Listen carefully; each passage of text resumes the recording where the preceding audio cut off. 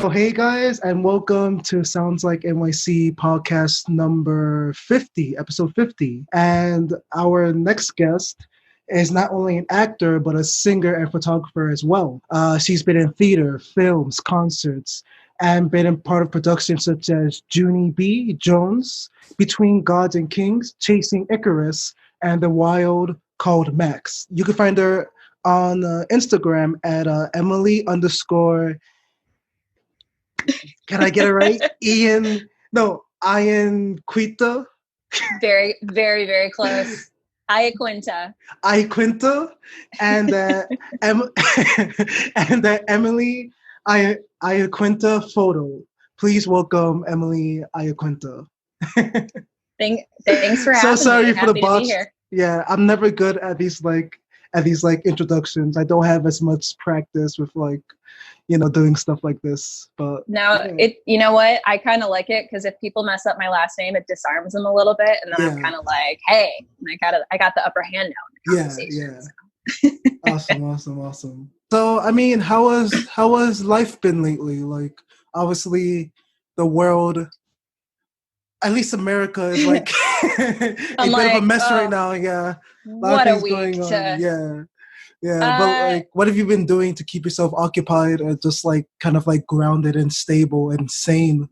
These days. Thanks for asking. I'm trying to lovingly give this time in life a nickname. I've been calling it the indoor times. Yeah. I don't know why, but I think of it as this is not a good analogy to make, but I think of Ireland's The Troubles when crazy shit was going on, and I was just like, the indoor times. Yeah. 2020. Yeah. Insane. Well, the first month of quarantine, I definitely I was laid off immediately. And then I was like, well, I guess I'll just be mentally on an extended vacation. But that only lasted so long, because then it's like, you start to realize, you need structure in your day. I was just wearing the shit out of my pajamas and, eating whatever I wanted. And I was like, this is not a way to live. So the second month I got really productive and kind of took my health a little more seriously, started going running when I could and cooking a bunch at home. But I still felt a little blocked as far as, because, obviously we can't interact with people other than digitally. We can't meet up in groups, or well, at least we're starting to now safely, which is great. So I was like, how can I still be creative confined to my home? I started making jewelry a few weeks ago. Yeah. Nice. I sound really timid because I actually just kind of launched things off, but I've been working on that, and that has been great because it's therapeutic to kind of keep my hands busy and still find a way to stay inspired. So yeah, awesome. That's what I've been doing. Nice. Do you have a social media page for your jewelry, or just keeping it under wraps at the moment? I do. Okay, nice. Called Young Diane Shop. Do you have any examples of your jewelry that you can show us really quick, or? I'm wearing. Oh, okay, nice. Come on, I had to plug it. No, it's all seed bead jewelry. So I have. Okay, cool. Not nearby. I have my boyfriend's gonna kill me because I've taken over the coffee table. It is now my jewelry station. There's crap all over it, so it's all out in the living room. Yeah. That's really cool. Yeah. That's really cool. I had some friends last year. I don't know if they're still doing it. I don't think they're still doing it, but just for a bit, I guess, just to make a bit of extra cash, they just started selling jewelry just to friends and kind of locally. So nice. Yeah. I mean, it's pretty cool if you could do something like that, try to make a little extra money on the side, You know what? I want to be it all came from a creative place, but also I'm as I mentioned, I got laid off. I was my day job is I'm an event director for cool. for a cocktail bar. Yeah. So, I mean, hospitality is like the last thing that's going to kick back into action. So in the meantime, I'm like, well, what can I do? Yeah. No, I definitely feel that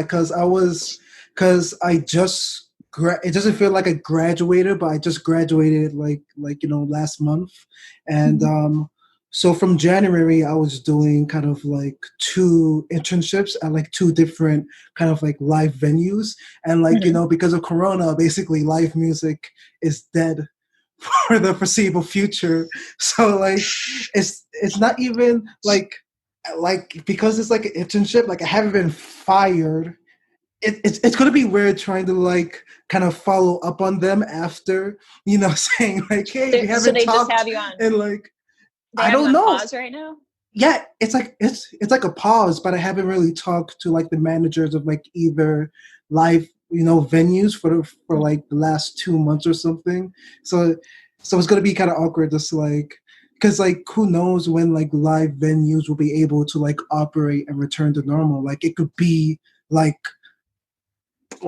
it's crazy. Like the music industry is kind of like up in the air right now. So like I definitely understand what you mean, because like all my structure was kind of like thrown out the window come like middle of March and stuff and whatnot. And like it almost feels like stages of grief. I don't want to say death. It sounds so morbid, but it feels like we go through the stage of like denial, we're angry, we're sad, and now it's like we're just kind of accepting that we're in a shift now. And I feel you. And also I've been noticing like it's such a bummer where it's I was supposed to go to a concert in April, and it's like it's postponed a full year from now, and I was like, really?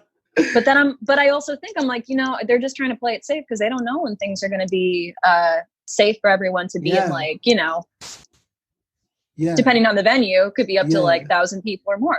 Yeah, exactly. So like, I mean, I hope, obviously for like the sake of live music everywhere, things go back to normal. But, things have been, I don't know how it is, and kind of, because like with music, you like kind of get away with like doing kind of like streaming concerts and stuff like that.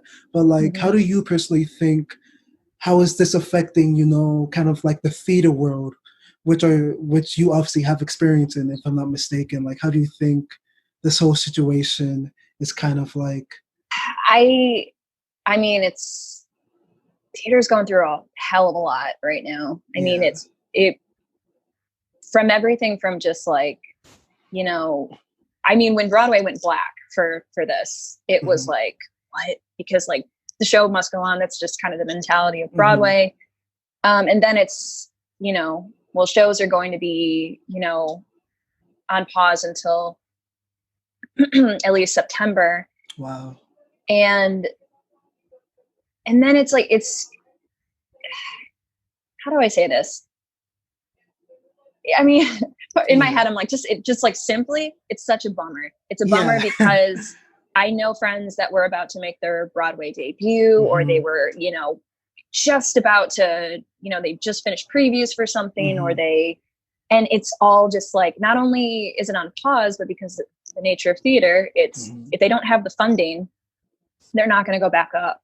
And not only that, but if it's not just about, oh, the show may be permanently closed, it also may be the theater may be permanently closed, because if they can't cover the rent for the space, it's going to get bought out by somebody else. And on top of all that, I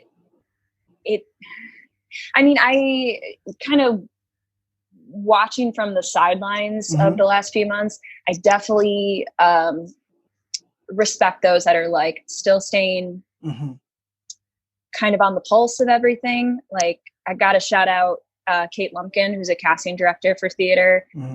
She's been doing no marking, which has been kind of like these online seminars that you can still stay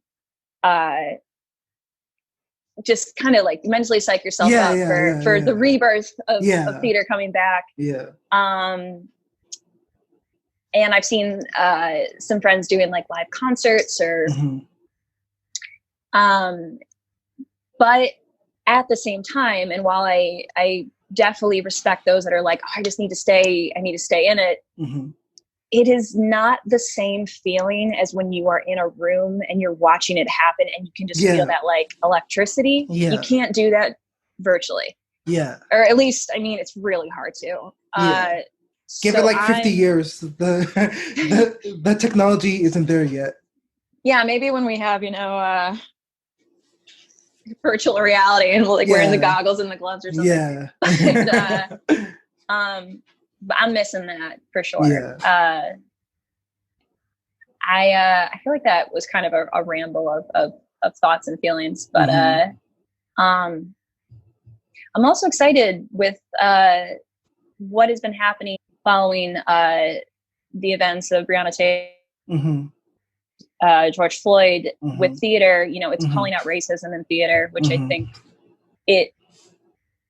I'm glad this is happening. I'm glad that it's getting some attention because I want to see something being done about it. Yeah. Right now, I'm just very much in listening mode. I'm just kind of like on Instagram and Facebook and just kind of taking it all in. And I'm excited. I'm excited to see what happens when everything goes live again. Yeah. I mean, definitely America at least has kind of been a state of like revolution and just like along with the world, seeing with like kind of like how like the whole kind of like situation, pandemic situation is affecting kind of like the world and stuff like that. I mean, who would have thought 2020 would have like been such a year? Like it's crazy to think about. I mean, everything retrospectiveness is like 2020, obviously, but still, like, just like thinking back, back to December, just kind of like life was normal and stuff. Even up until start of like March, everything was like relatively normal, and over the course of 3 to 4 months, things have just gotten insane. But like, I mean, I'm looking forward to how things change. Obviously some things will change for the worse, but I think that like the net positive will kind of like weigh out the negatives of the situation for sure. Of this situation for sure. Yeah. I feel like a cheeseball saying this, but I'm like, in my heart, I'm just like, after suffering has to come growth. Yeah, obviously. And I'm looking forward to that. I'm hoping it's because it's like you can joke and not really joke, I guess, but just kind of like, oh, can't get worse than this right now, huh? But I do believe something better is coming at the end of all this. Yeah, definitely. And I'm hoping for it at least. Yeah, definitely. So like, I noticed. So like, what's that shirt that you have on? I like it. Oh, I'm shouting this out. This is I got this from New York Nico's Instagram, who is like a street casting director. Oh, okay. And nice. he did. He's been doing a bunch of cool stuff. Yeah. During this pandemic, he did Best New York Photo Contest. He did Best New York Accent. Yeah. Best New York. I think it was like not delivery, but it was like a favorite meal, New York meal. And he did Best T-shirt design, and this was one of the winning designs. Yeah, so I like it. You can't really see it, but under all the categories are like New York staples. And I don't know. What does it say? Can you read it? I know it's like upside down, but like, what are some of the stuff? I can read the categories at least. Yeah. We got food. Yeah. Sports. Yeah. Boroughs. Wait, what's this one say? Oh, film and TV. Okay, cool. Peeves, which I like. Peeves, yeah. Hip hop, which I like, got its own category. Yeah. And trash. Wait, trash like kind of like actual garbage, or just like kind of like crappy things? I mean, listed under trash is NYU tuition, David Koch, Harvey Weinstein, Martin Scorsese, Rudy Giuliani, and Donald Trump. Yeah, that makes sense.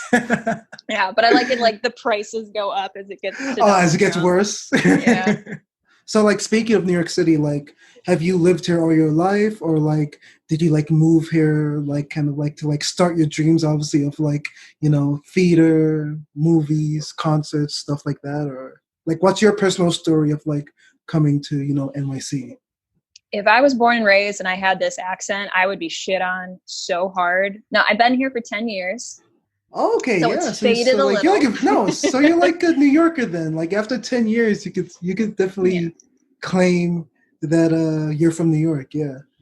Yeah. Well, I mean, my official New York anniversary date is October 2nd. So I'm a little shy of 10 years. But I moved here 10 years ago. I moved to Astoria, Queens. Okay. Yeah. And when it was cheap. When it was cheap, yeah, before it got cool. Yeah.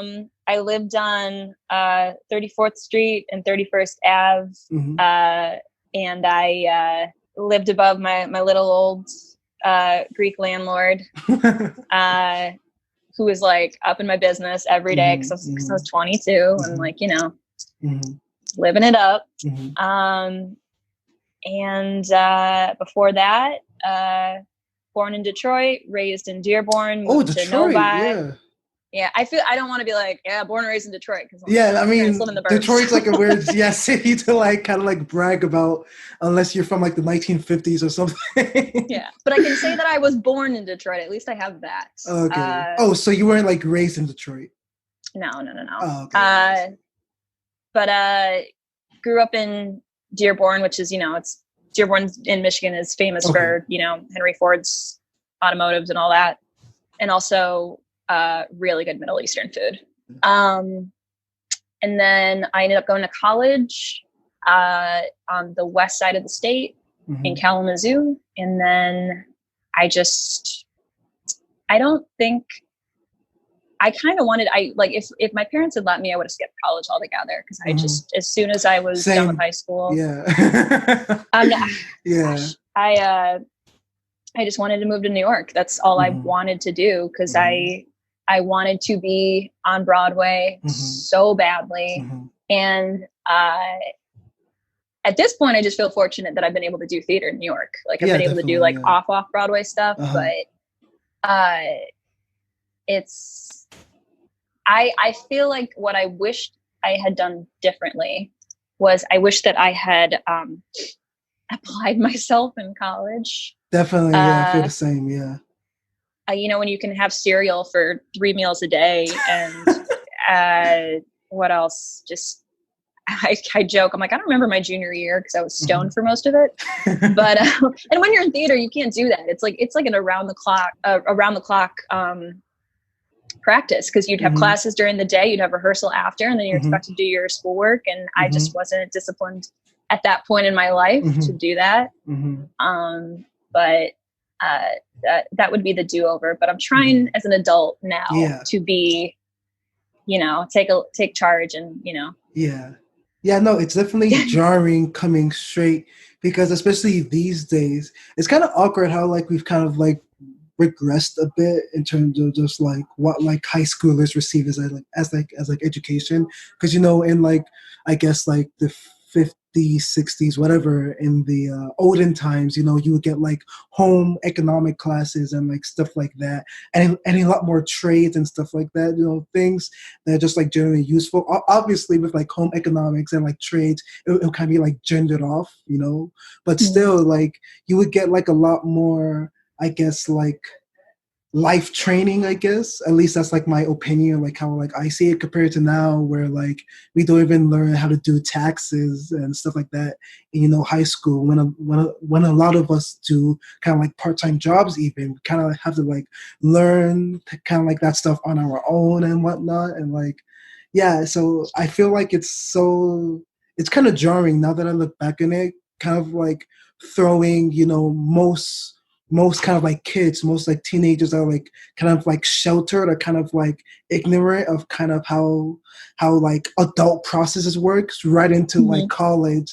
and like kind of like expecting them to like kind of understand in like a 4-year type of frame, you know, what they want to do for the rest of their lives, and just like, you know, kind of like stuff like that. I feel like especially these days, kind of like teenagers or like young adults are like really being kind of like pushed to the edge, or just kind of like a lot is like expected of us, and we don't have enough kind of like preparation for like all the expectations, you know, that are kind of like placed. With that, if you could go back and you could think, what are the 5 things that you wish you knew how to do by the time you were 18? Yeah. All right, let me think about this.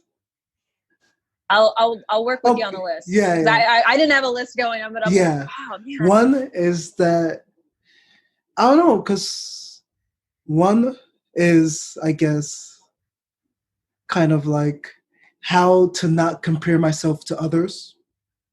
I know it's a bit like abstract. Is not like very. You went like, deeper. I was. I'm sorry. Yeah, I mean, no, because it really did affect me going into college, because I did study kind of like music industry, and I did like, and a core part of that was kind of like the musical aspect, and like I did have a lot of confidence in myself as a musician. So that kind of, you know, ironically, kind of like hindered my progress as a musician that I could have when I was in college and stuff like that. So like, that's why I said, you know, kind of like learning not to compare yourself to others, and learning how to develop kind of like a healthy self-confidence, but more practical, not like practically, but more kind of like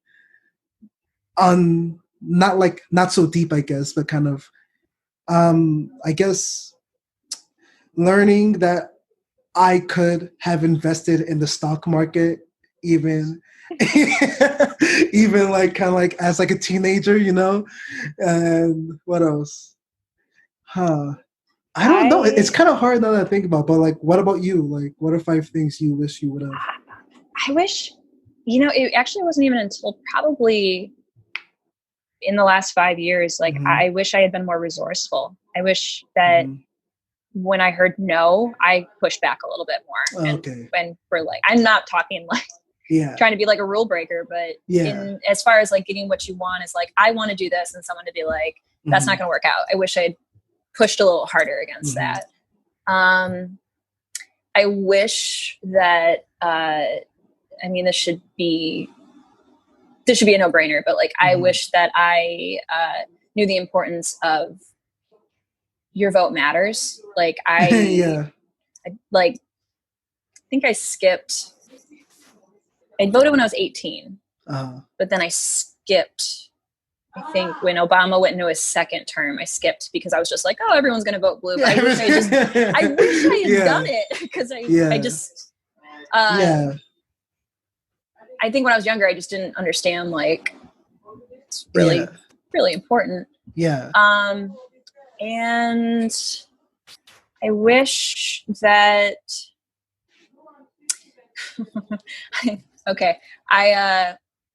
I didn't get my driver's license till I was that too. 21. I wish I'd done that a lot earlier. One of my best friends in high school, she lives in New York, and we were joking about that recently, where I was like, man, I wish I wasn't such a mooch when I was a kid. And she's like, oh yeah, you were a mooch. You asked me for rides all the time. That's so, because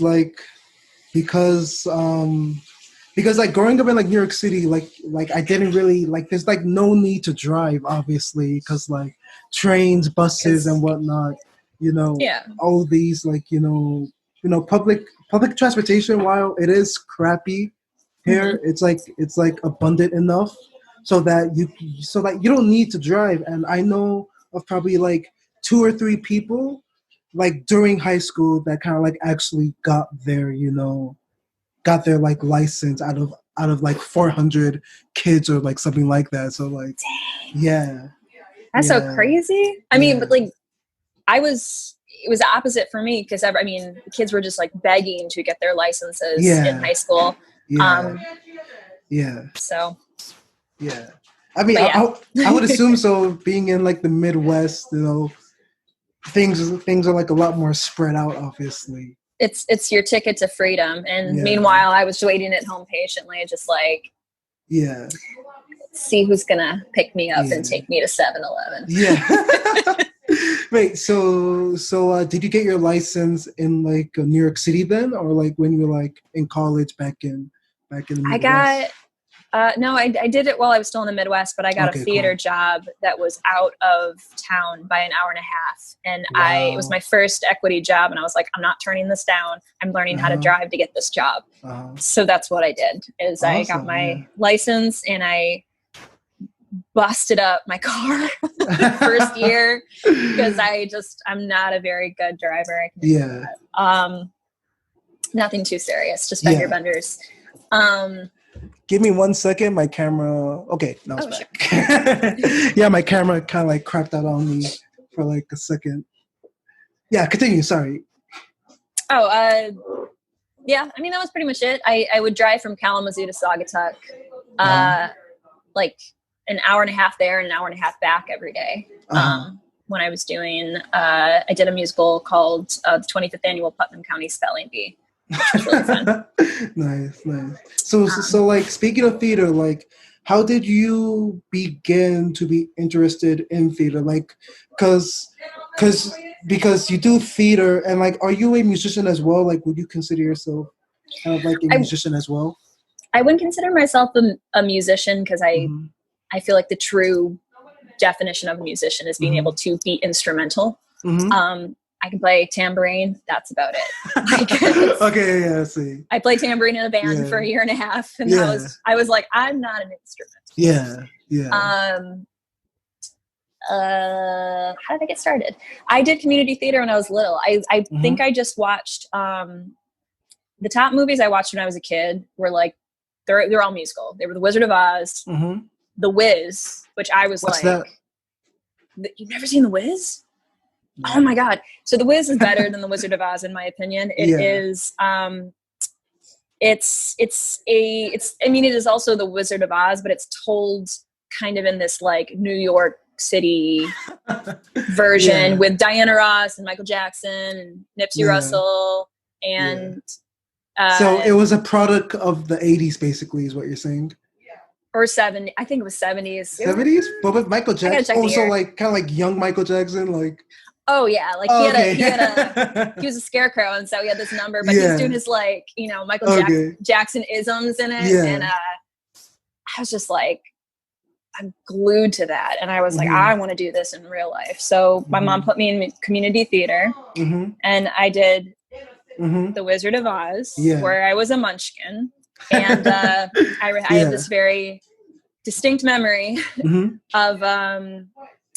So anytime they said Oz, like all the munchkins had to like bow their hats. They had to like take it off and then put it back on. And because of my munchkin costume, there was a little like a propeller on the top of my hat. And there's a spring underneath the propeller. And because I had maybe long hair, I don't know what was going on, but it got caught in my hair. And so I started I couldn't, I don't know why this meant I was like 6, but I kept trying to rip the hat off, and so now I was just distracted by this on stage, and I ended up walking off stage in the middle of the performance, and I was like, Mom, and like couldn't get it off. Wow, life got better after that. And then I did community theater all the way up until middle school, and then I wanted to put on my own shows, so I was like probably that annoying kid in theater class that was like, so I wanted to do that. Studied theater in college. It always followed me. It was always a great outlet. It combined everything I like to do. It's like dancing, singing, acting. Like, what's the weird thing though is I'm actually pretty introverted. So, I don't know. It was just always a nice release of getting to play make believe and be silly and not be judged for it. Because I mean, even now, I did a show last summer, and after we did the show, I would like creep out the door. I would wear like all black and creep out the door and just get home as quickly as possible. Because if anyone even was just like, hey, good job, I would be like, thank you, and like just like run away. I don't know why. It was I think because it's like you just put so much adrenaline into like doing a show, and then you're just like drained afterwards. Okay, I see. Wow. Sorry about the background noise, by the way. But oh, it's cool. Tell everyone I say hey. But so like, what's like the toughest thing for you to kind of like, so like, what's kind of like the toughest thing for you to kind of like handle in like the theater world? Handle. Are we talking more from like kind of the culture of it, the performing aspect of it? Culture, performing aspect, whatever, really. The performing aspect is I have crippling stage fright, which made it like all these things don't make sense together. But my fear is I'm going to forget the words to singing on stage, which has happened before, and it haunts me to this day. So that's my biggest fear about that. But the culture of it is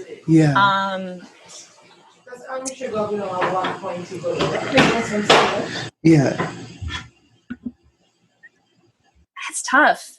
I mean, like, part of me is like, oh, I want to say something broad that everyone can relate to, but like, I guess personally, my personality type is I always want to be liked.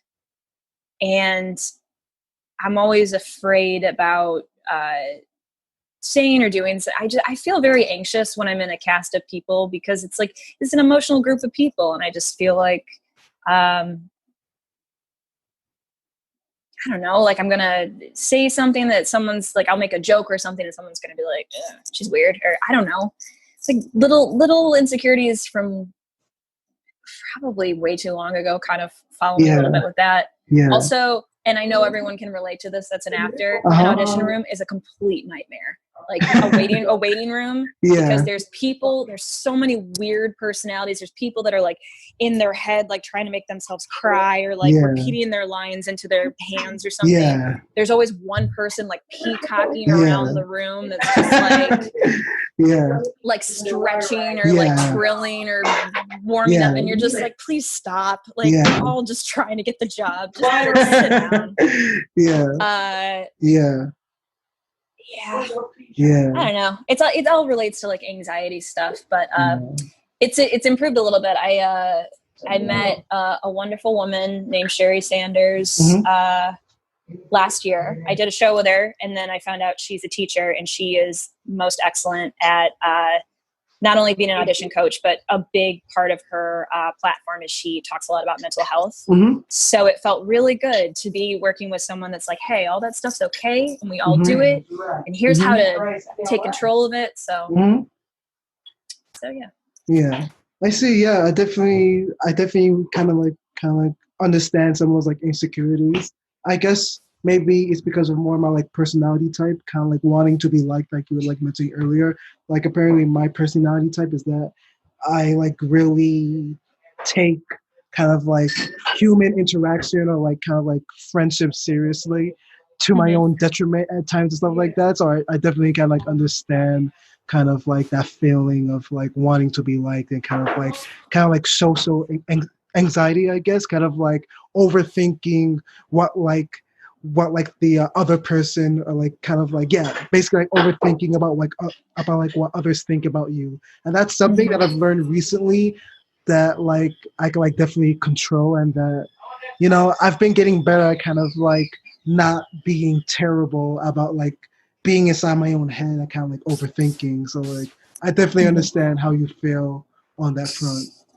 Yeah, it's a battle, you know. Some days you feel like you're on top of the world, but other days you feel like you're like the worst person and like nobody likes you and stuff like that, you know?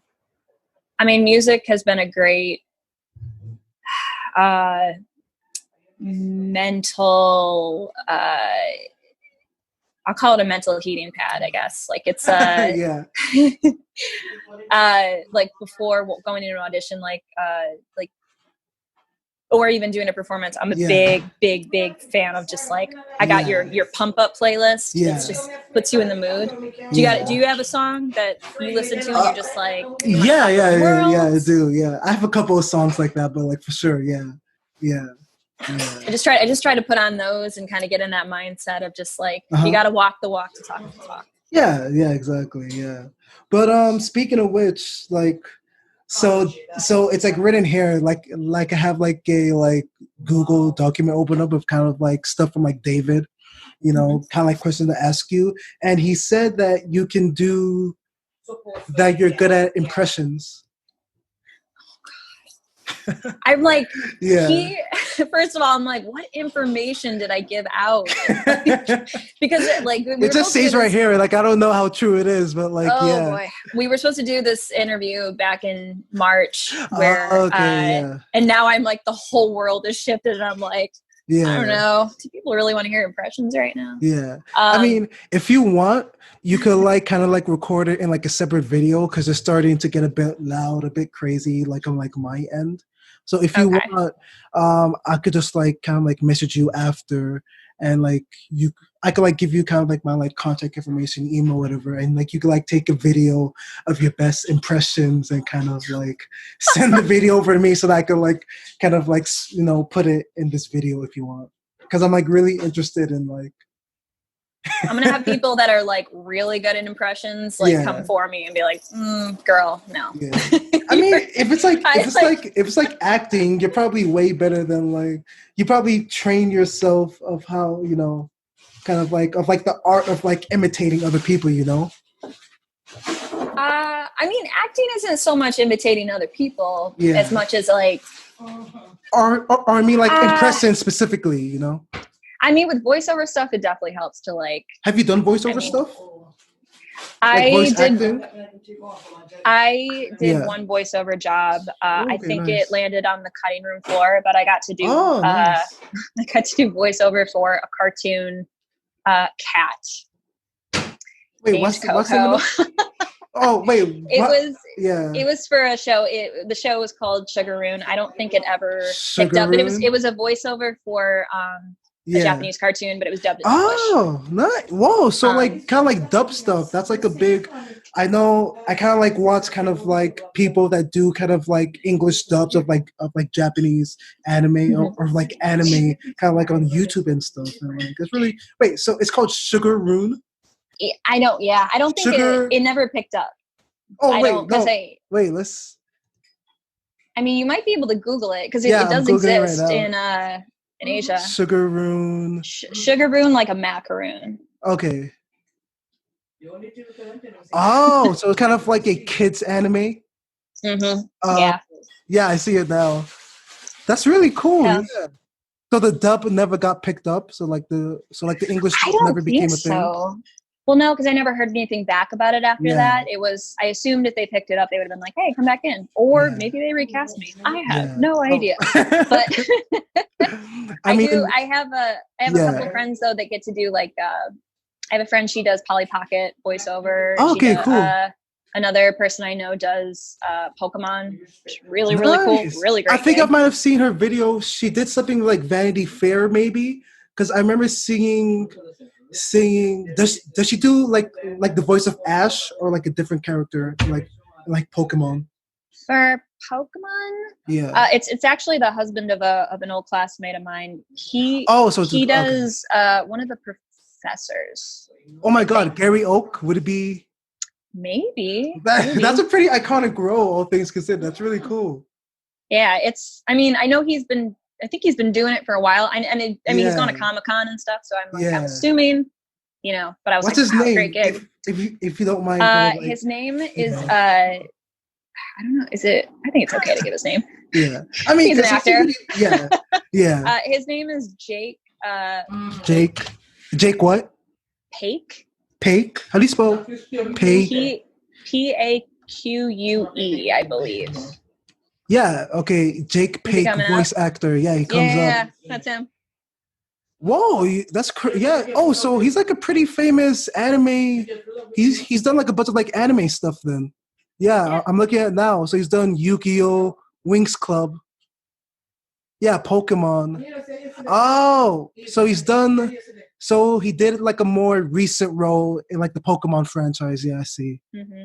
That's really cool. Yeah, because that show's been on forever. So I'm imagining them like they got to recast the actors. Yeah, that's so cool. Yeah, I don't know how I found out he did that, but I I definitely went down like a stalking wormhole. Like, what? This is so cool. And so cool. Yeah. I mean, once you're in with voiceover, they just keep reusing you. Because if you think about it, your whole job is to show up, like, say some lines, hit it off with the sound engineer, like joke back and forth, and like, all right, do a couple takes, and then like that's your day. Yeah. So if they're not going to bring you back, if they don't find you enjoyable, maybe that's fighting fast back. That's so cool. Yeah.